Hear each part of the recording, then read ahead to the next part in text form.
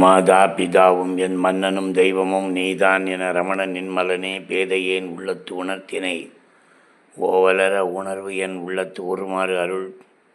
அன்பார்ந்த ஸ்ரீ ரமண பக்தர்களுக்கு என்னுடைய மனமார்ந்த பணிவான வணக்கங்களை தெரிவித்துக் கொள்கின்றேன். ஆத்ம விசாரம் அல்லது சரணாகதி என்பதில் சரணாகதி என்ற வழிமுறை எனக்கு பிடித்திருந்தது. சிறுவயதிலிருந்தே தெய்வ பக்தி இருந்ததால் சரணாகதி செய்வது மிகவும் எனக்கு எளிமையாக இருந்தது. என்னை இழப்பதற்கு நான் தயாராக இருந்தேன். ரமணனிடம் முழுமையாக என்னை கொடுப்பதற்கு நான் விருப்பப்பட்டேன். என்னை அழித்து இப்போது என்னை கலவாவிடில் இதுவோ ஆண்மை அருணாச்சலா என்பது போல் இதுவோ ரமணா என்னை ஆளும் முறை என்று பகவானிடம் சரணடைந்த பிறகு சுந்தரராஜன் என்கிற பெயரை ரமண சுந்தரராஜன் என்று வைத்து கொண்டேன். ரமணன் அடித்தளத்திலிருந்து என்னை தகர்க்க தொடங்கினார். ஆணவத்தை வேறு இருக்கிறதுங்கிறத எளிமையாக பகவான்கிட்ட பார்க்கலாம். இந்த ஆணவத்தை வேறு அறுத்தா தான் நீ என் கூட இருக்க முடியுங்கிறது பகவான் ரொம்ப தெளிவாக எப்போவுமே காட்டுவார். நல்லா பழக்கம் ஏற்பட்டால் தெரியும். இதுவரை தெய்வ பக்தியோடு வாழ்ந்தாலும் இந்த அளவுக்கு மன மாற்றம் ஏற்பட்டதே இல்லை. முதல்ல அப்போ எல்லாம் இந்த மனம் என்பதே இல்லைங்கிற காலகட்டம் பின்னால் வருது.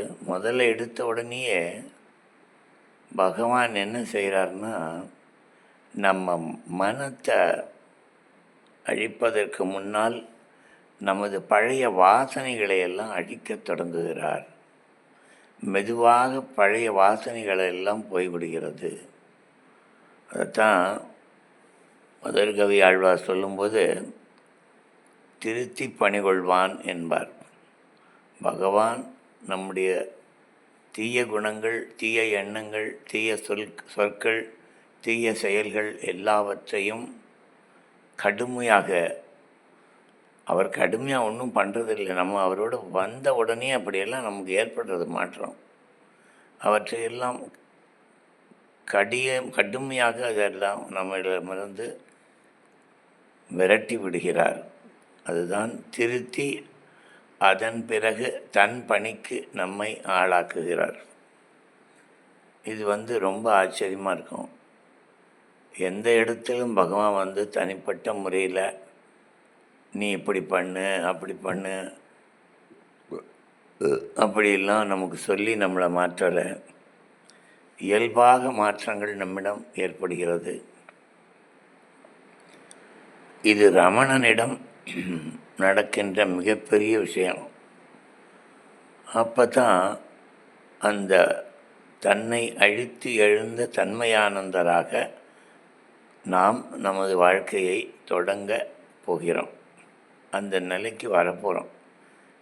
தன்னை அழித்து எழுந்த தன்மையானந்தருக்கு என்னை உள்ளது ஒன்று ஏற்றுவதற்கு இனிமேல் நம்ம செய்கிறதுக்கு ஒன்றுமே இல்லை என்கின்ற அளவில் ரமணன் நம்மை அழைத்து செல்வார். அதற்கு முன்னால் முதல்ல நம்மளுடைய அடிப்படை குணங்களை எல்லாம் அழிக்கின்றார். அடிப்படை குணங்களை எல்லாம் அழித்து இறை வாழ்வுக்கு நம்மை தயார் செய்கிறார். நம்ம எந்த இடத்துலையும் பயிற்சி எடுத்துக்கல, சாதனை செய்யலை, ஒன்றும் இல்லை. வெறும் பகவான் புத்தகங்களை படிப்பதும் பகவானுடைய வாழ்க்கையை தெரிந்து கொள்வதுமே நம்மை மெதுவாக அந்த நிலைக்கு அழைத்து செல்கிறது. நாம் மெதுவாக மாற்றங்களை நம்மை அறியாமல் ஏற்றுக்கொண்டு ஒரு சில யோசனை பண்ணி பார்த்தா நம்ம இவ்வளோ மாறிட்டோமா அப்படின்னு நமக்கே தோணும். அந்த அளவுக்கு பகவான் செய்வார். தொடர்ந்து நாளை பார்ப்போம்.